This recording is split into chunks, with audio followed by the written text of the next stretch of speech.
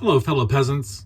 Today I'll be discussing the documentary Friedkin Uncut.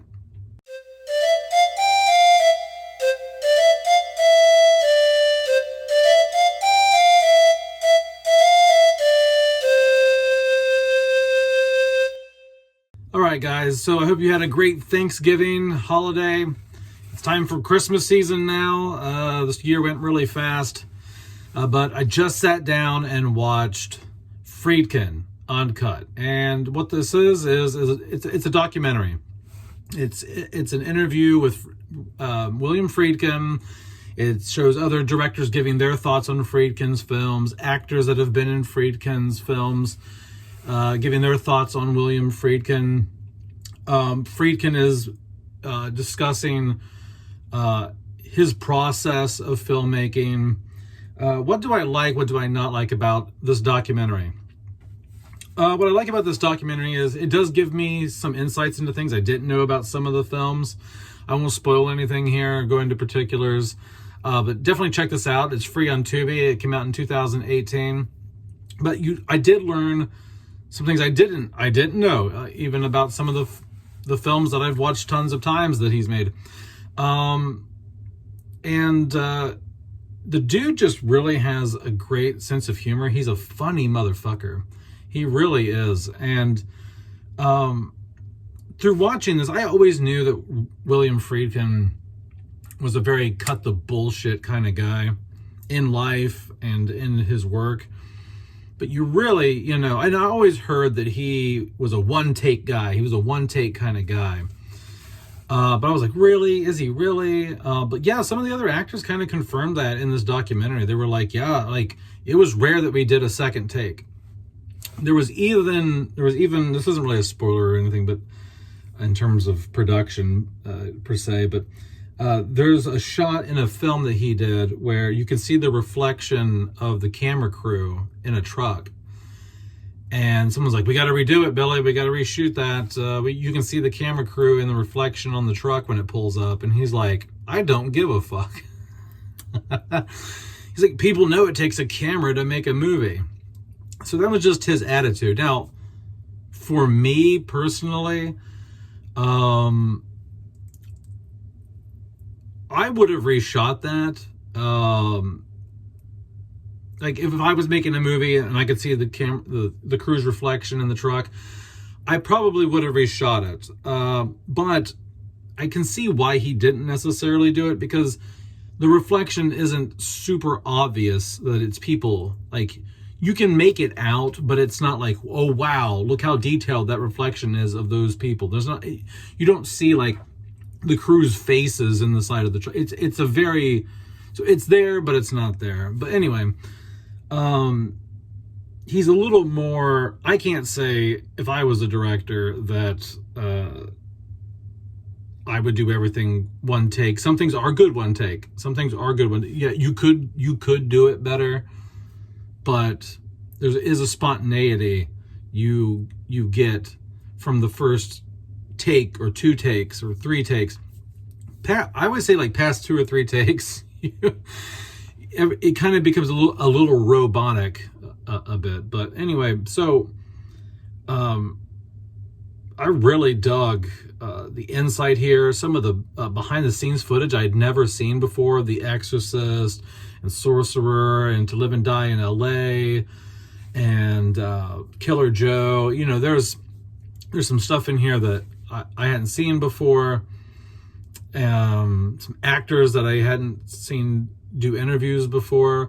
There were moments in this that I had seen clips of. Not all of this was fresh to me.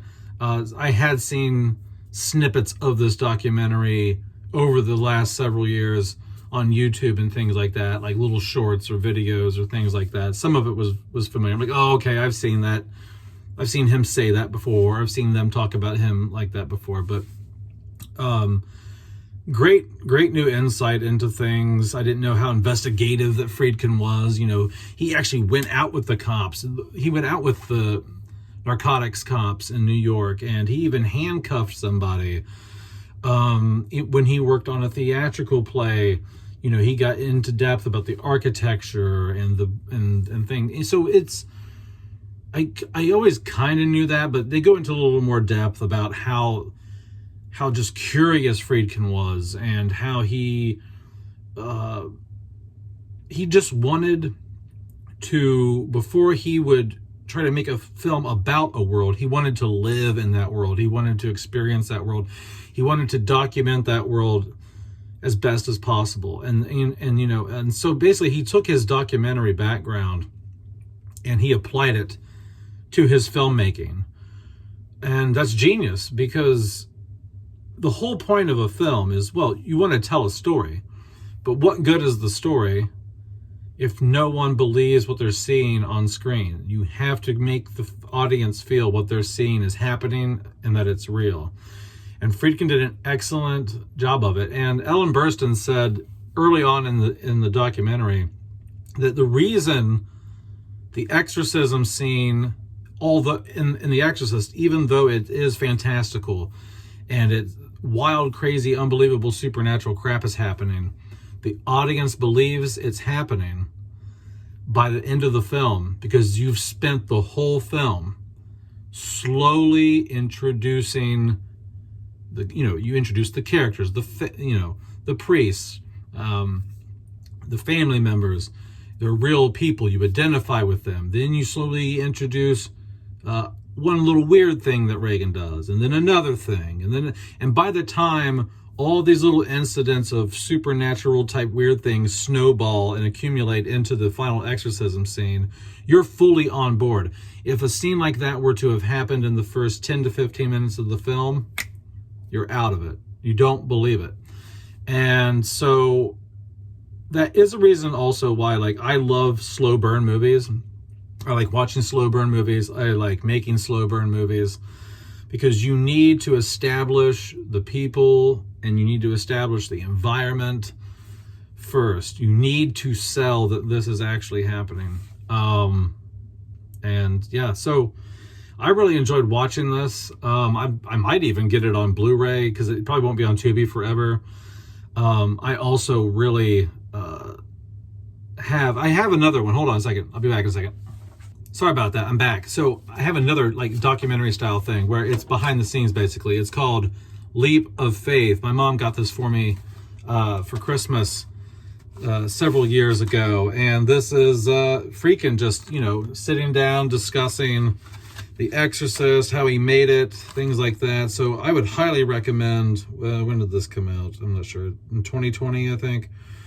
But yeah, definitely check out Leap of Faith if you have not seen it. It's Friedkin going in depth and talking about The Exorcist. And yeah, but that's it, guys. William Friedkin passed away a little over 2 years ago. And he is one of my favorite directors of all time. He's definitely in my top 3. And it was very sad when he passed, because there's not many don't give a fuck, let's just do it old school. Like, he was irreplaceable in terms of his attitude and his outlook and his style. That's for sure. But that's it, guys. Let me know in the comments below if you have watched Friedkin Uncut. Have a good one, peasants. Peace out. Bye-bye.